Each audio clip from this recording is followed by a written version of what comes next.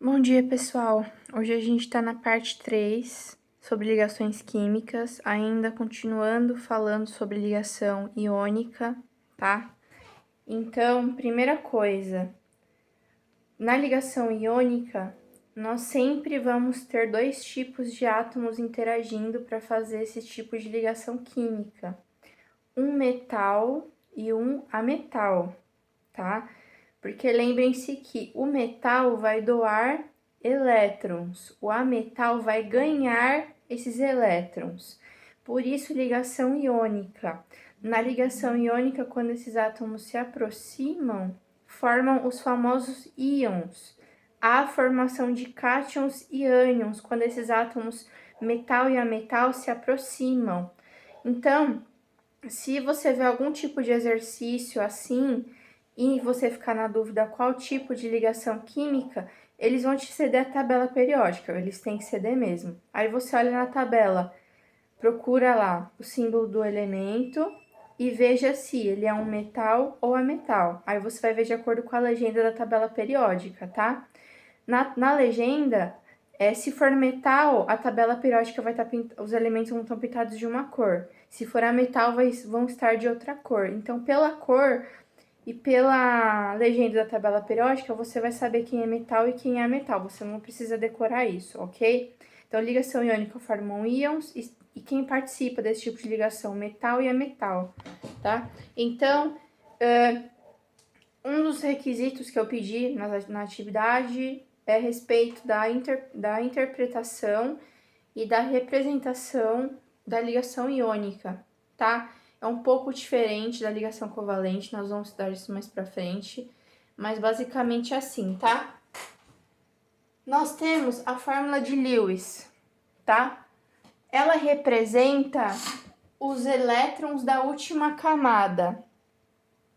Então, é assim, quando você for fazer a representação de Lewis, você tem que fazer a distribuição eletrônica, lembram? Usando o diagrama de Linus-Pauling, ver quantos elétrons esse átomo tem na última camada e colocar na simbologia. Ou pela família onde o átomo se encontra, você já sabe o número de elétrons que ele tem na camada de valência.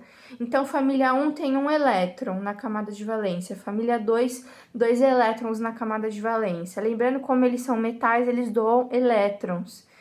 Então, na família 3, 4, 5, 6, 7 e 8, a família diz a quantidade de elétrons que ele tem. Então, se está na família 3, tem 3 elétrons na camada de valência. 4, família 4, 4 elétrons na camada de valência. E vai assim até a família 8, tá? Então, família 8, 8 elétrons na camada de valência. Mas, no caso, são os gases nobres, tá? Que são estáveis, não precisam fazer ligações químicas. Eles até participam da formação de outros compostos, mas, para fins de ensino médio, a gente não estuda essa parte. Então, gases nobres, para quem estuda no ensino médio, não fazem ligações químicas, tá? Então, tá. Primeira representação de Lewis. Eu tenho sódio, símbolo Na, e Cl, cloro. O sódio, ele é um metal e o cloro é um ametal. O sódio está na família 1, tem um elétron, ok? Eu represento por bolinha. Elétron, na representação de Lewis, a gente representa por bolinha ou xizinho, tá bom?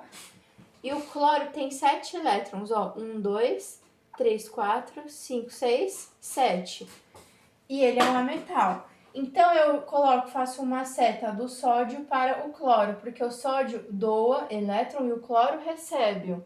Se o sódio só tem um elétron para doar, ele perde esse elétron e fica com carga positiva. O cloro tem 7 elétrons e ele ganha 1, então ele fica com uma carga negativa. Então, a gente sempre vai assim, quem perdeu o elétron fica com carga positiva, quem ganhou fica com carga negativa.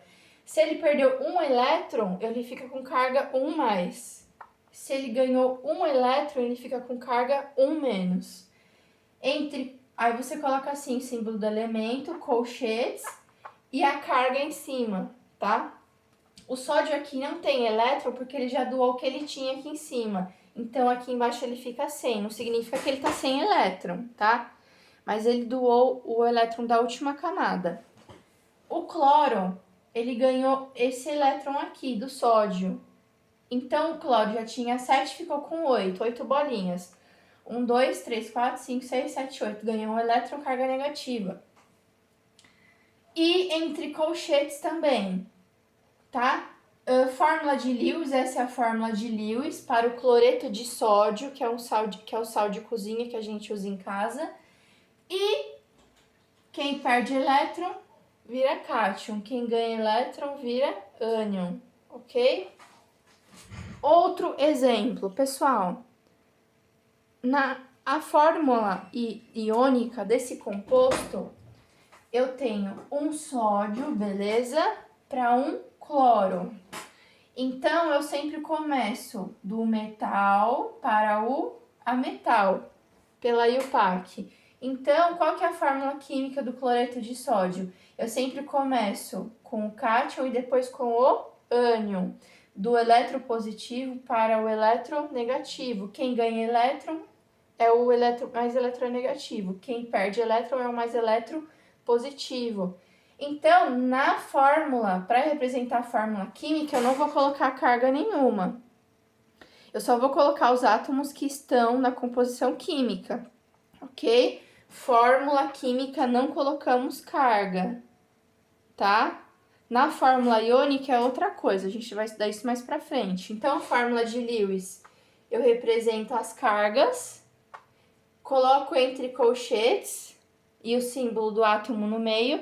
Quem perde elétron fica com carga positiva, quem ganha elétron fica com carga negativa, tá? E eu tenho que mostrar os elétrons na estrutura de Lewis, tá? Sempre os elétrons da última camada. Aqui eu tenho outro exemplo. Eu quero formar um composto que tem bário e cloro, tá?